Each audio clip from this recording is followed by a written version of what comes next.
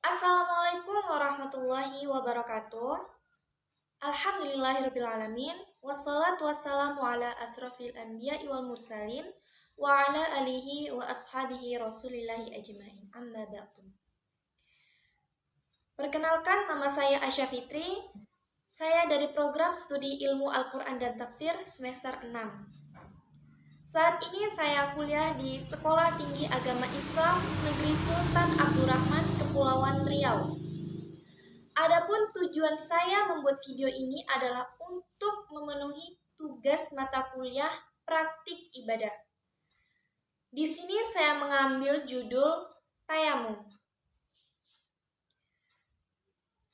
Poin pertama, definisi tayamum. Tayamum secara bahasa berarti al-qasdu, yang artinya menyengaja, memaksakan sesuatu. Sedangkan secara istilah, tayamum adalah menyapu wajah dan kedua tangan hingga siku dengan debu yang bersih, guna untuk melaksanakan sholat dan sejenisnya. Tayamum ini merupakan salah satu dari sekian banyak keringanan yang diberikan Allah Subhanahu wa Ta'ala kepada umat Islam, yang bertujuan untuk memudahkan umat Islam dalam menjalankan ibadah kepada Allah Subhanahu wa Ta'ala. Poin kedua, dalil tayamum. Firman Allah dalam Quran surah An-Nisa ayat 43 yang berbunyi, A'udzu billahi minasyaitonir rajim. Bismillahirrahmanirrahim. Wa in kuntum marda aw 'ala safarin aw jaa'a ahadun minkum minal ghaa'idi aw lamastumun nisaa'a falam tajidu maa'a fatayammamu sha'idan thayyiban famsahu biwujuhikum wa aydiyakum. Yang artinya, dan jika kamu sakit atau sedang dalam musafir atau datang dari tempat buang air atau kamu telah menyentuh seorang perempuan, kemudian kamu tidak mendapatkan air, maka bertayamumlah kamu dengan debu yang baik maupun suci. Sapulah mukamu dan tanganmu. Quran Surah An-Nisa ayat 43. Kemudian juga dalam hadis Rasulullah SAW bersabda, As-sa'idu thayyibu wudu'ul muslimi wa illam yajidul ma'a ashrani sinin, yang artinya tanah yang suci adalah wudunya muslim meskipun tidak menjumpai air 10 tahun. Hadis riwayat Abu Daud, Tirmizi dan disahihkan Albani. Kemudian ada beberapa ulama berijma bahwasanya tayamum adalah pengganti wudhu atau mandi besar dengan cara tertentu.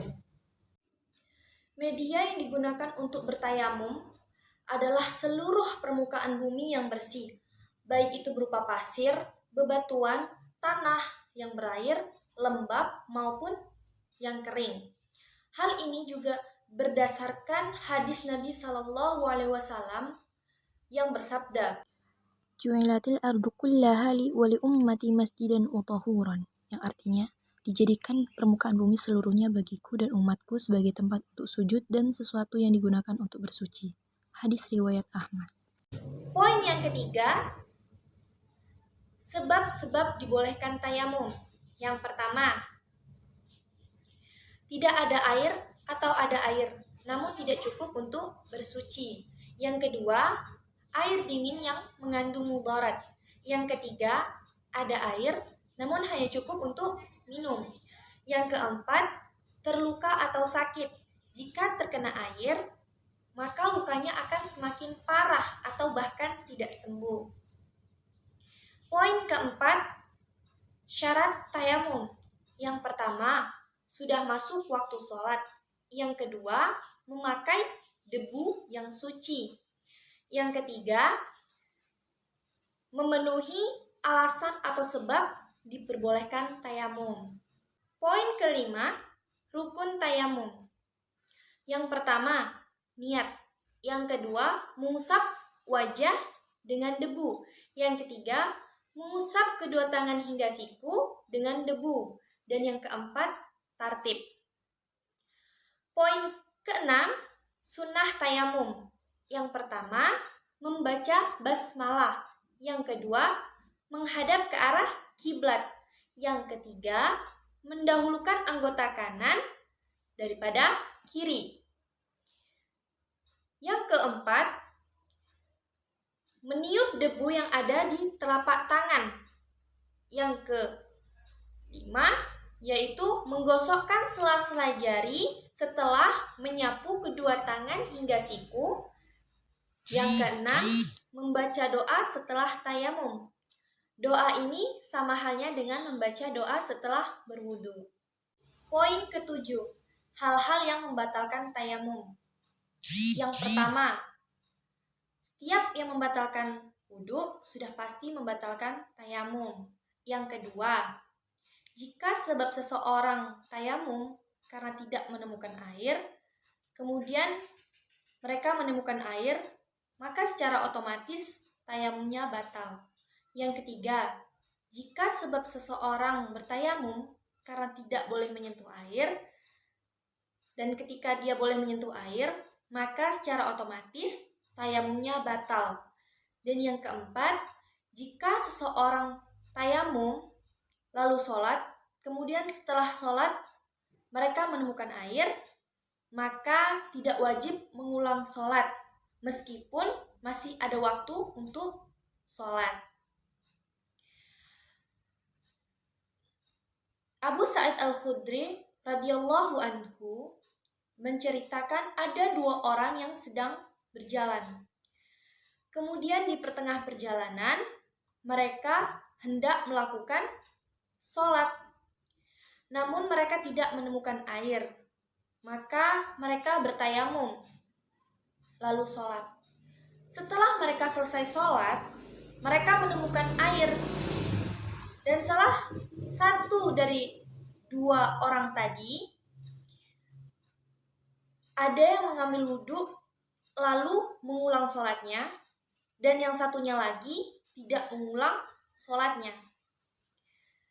Kemudian mereka bertemu kepada Rasulullah SAW dan menceritakan permasalahan mereka. Kemudian Rasulullah SAW berkata kepada orang yang tidak mengulang sholatnya, apa yang kamu lakukan itu sesuai dengan tuntunanku. Sholatmu sudah mencukupi.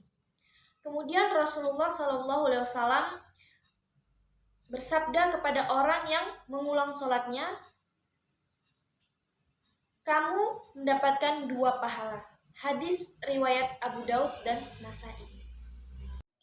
Poin ke-8, tata cara tayamum. Ada beberapa tata cara dalam bertayamum.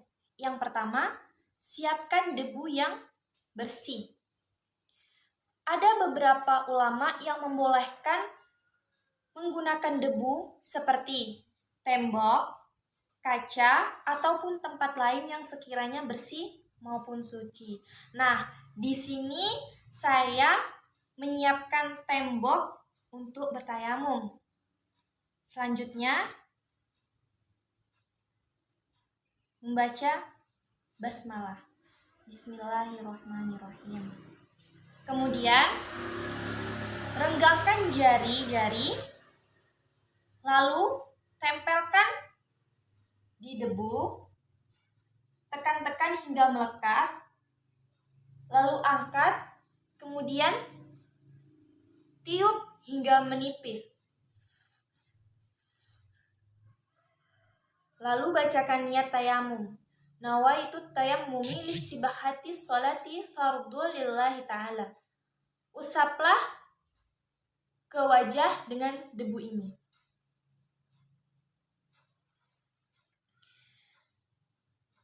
Kemudian bersihkan sisa-sisa yang berada di telapak tangan. Lalu renggangkan lagi jari-jari dan tempelkan ke debu.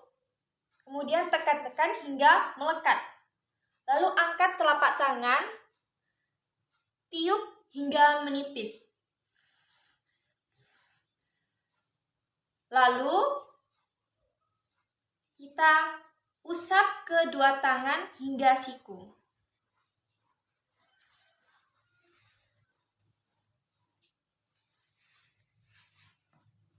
Kemudian selipkan jari-jari setelah kita melakukan pengusapan di kedua tangan hingga siku tadi. Setelah itu kita baca doa setelah tayamum. Nah, doa ini sama halnya dengan membaca doa setelah berwudu. Asyhadu an la ilaha illallah wahdahu la syarikalah wa asyhadu anna Muhammadan abduhu wa rasuluh. Allahumma ij'alni minat tawwabin waj'alni minal mutatahhirin waj'alni min ibadikas shalihin. Amin. Penting untuk diingat, tayamum berlaku hanya untuk satu sholat wajib. Jadi, setiap akan melakukan sholat wajib, maka harus bertayamum, walaupun belum batal tayamumnya. Sedangkan untuk melaksanakan beberapa sholat sunnah, boleh dengan satu tayamum saja. Baik, sekian video dari saya. Mohon maaf apabila ada kesalahan. Yang baik datanya dari Allah, yang salah datanya dari saya sendiri. Saya akhiri dengan wabillahi taufiq wal hidayah. Wassalamualaikum warahmatullahi wabarakatuh.